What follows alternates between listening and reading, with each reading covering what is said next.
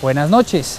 Proyectar la Contraloría General de Antioquia como una entidad que vela por los intereses de los antioqueños, gracias a la efectiva fiscalización de los bienes y recursos públicos de los 121 municipios que nos corresponde auditar, más la Gobernación de Antioquia con sus respectivas secretarías, es tan solo uno de los objetivos de nuestro programa de televisión.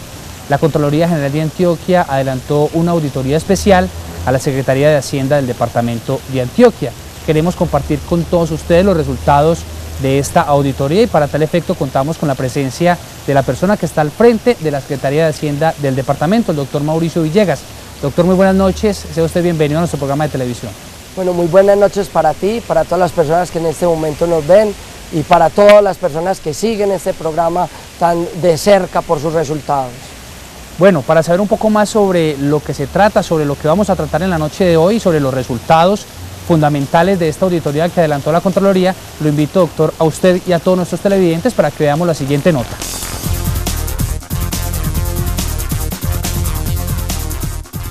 La Secretaría de Hacienda es una dependencia de la Gobernación de Antioquia, responsable de fortalecer el fisco departamental por medio de la eficiente administración de los ingresos, la identificación de nuevas fuentes de recursos y la aplicación racional de fondos que faciliten la gestión del gobierno, con el fin de mejorar las condiciones de vida de la comunidad.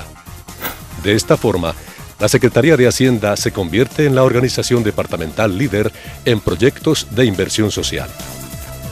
En desarrollo de su función constitucional y legal y en cumplimiento de su Plan General de Auditoría, la Contraloría General de Antioquia practicó auditoría especial para la vigencia 2009 al debido cobrar de rentas departamentales, como consecuencia de los siguientes hechos. Se presentaron prescripciones por valor de 62.000 millones de pesos. La base de datos no ha sido depurada ni actualizada para obtener cifras reales. El área de cobro coactivo no maneja un sistema integrado que retroalimente instantáneamente la información necesaria para las demás dependencias. El personal existente no es suficiente para el manejo de toda la cartera. Se adelantaron acciones de cobro persuasivo y coactivo que no representan niveles significativos de recuperación. Como consecuencia de lo anterior, la gestión adelantada por la Oficina de Renta Departamentales, integrada con Tesorería, Presupuesto y Contabilidad, es deficiente. Doctor Mauricio, luego de saber lo fundamental, los resultados principales que arrojó la auditoría especial que adelantó la Contraloría a su dependencia, hagamos un poco de pedagogía, contémosle a los televidentes qué significa el impuesto a los vehículos. Bueno, el impuesto vehicular es un impuesto que básicamente se cobra por el rodamiento del vehículo, por el desgaste que produce el rodamiento del vehículo en la malla vial. Entonces, con este impuesto lo que se busca es reponer, mejorar y, ¿por qué no?, ampliar la misma malla vial. Bueno, doctor, frente a los hallazgos que se detectaron, más exactamente frente al debido cobrar, ¿qué podemos decir? ¿Por qué se venía presentando esta situación y cuáles han sido esas tareas fundamentales que ustedes han venido adelantando? Sí, nosotros desde el principio empezamos en un trabajo en la Secretaría de Hacienda de buscar dónde estábamos.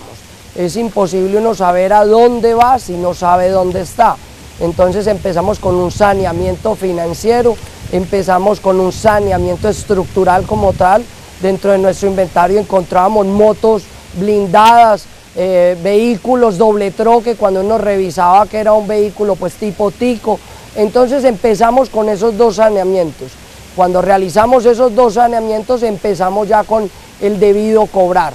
Era imposible poder hacer un grupo de acciones correctivas, de cobros, si no sabíamos el tamaño del problema.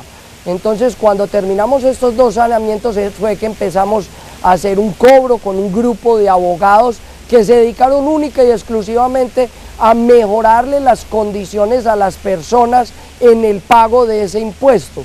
No era cobrar como tal sino darle la posibilidad a las personas con descuentos, con posibilidades de que sanearan su nombre, sanearan los impuestos que debían. Doctor, ¿qué significa para las finanzas públicas del departamento que se presentaran prescripciones por el monto alrededor de 62.000 millones de pesos? ¿Esto en qué influye en las finanzas del departamento?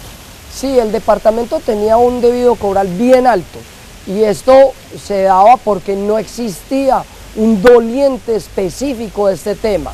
Entonces empezamos a destinar una persona única y exclusivamente enfocada en ese tema, en hacer todo lo que eran los saneamientos, en revisar las prescripciones, porque hay veces que eran justas, hay veces injustas, y cada uno de los casos requería un estudio, un análisis, que no teníamos el personal para hacerlo. Entonces una vez empezamos a revisar, la gente empezó a acudir porque dimos unas facilidades mediante una ordenanza donde dábamos descuentos, no solo en impuestos, sino también en los intereses, y ahí fue cuando empezaron las personas a venir a revisar su estado y a revisar si había lugar a una prescripción o no de la obligación como tal. Doctor Mauricio, ¿cómo ha sido la respuesta de la comunidad, es decir, de todos los antioqueños, frente a estas tareas de cobro que ustedes han venido emprendiendo? Obviamente con estas situaciones que ayudaban a que las personas pudieran hacer cobros programados, que tuvieran descuentos, en fin. Ha sido muy buena. Yo creo que aquí hay que felicitar y darle gracias a todos los antioqueños. Se han dado cuenta de las grandes necesidades que tenemos con esta emergencia invernal que lleva ya más de un año. Se han dado cuenta que se destruyen las vías, se dañan los puentes, los ríos, se comen los pedazos de las vías.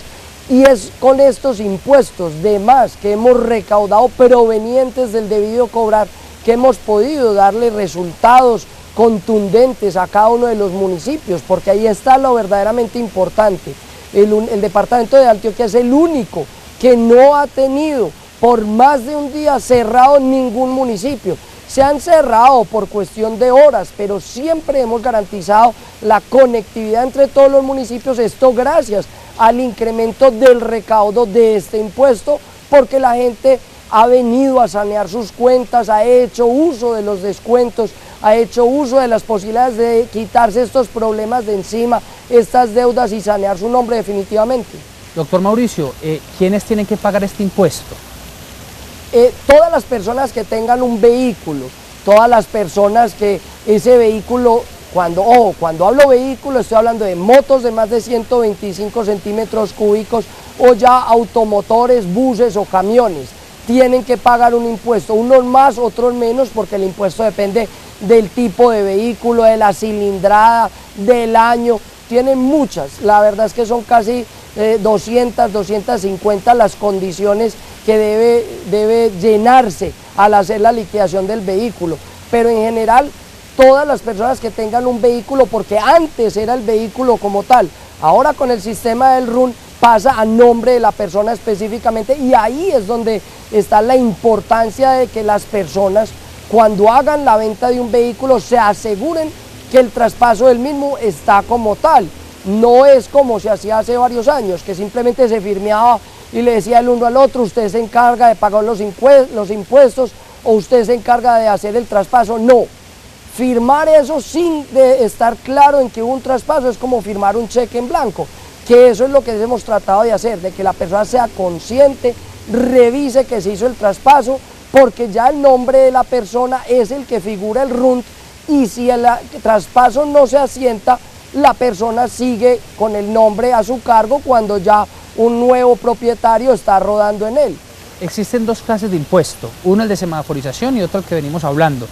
¿Cuál se paga en dónde y cómo es el manejo que se le debe hacer a cada uno de los dos? Sí, existe el impuesto vehicular, que es un impuesto de carácter nacional, del cual hay un pedazo, un porcentaje que se destina a cada municipio, y existe otro que es la semaforización. La semaforización es de cada municipio. Hay que decirle a la persona que lo pague, cada municipio lo maneja de una manera distinta, y entonces ahí vemos las dos diferencias, los dos impuestos que hay, la diferencia entre el municipal y el departamental.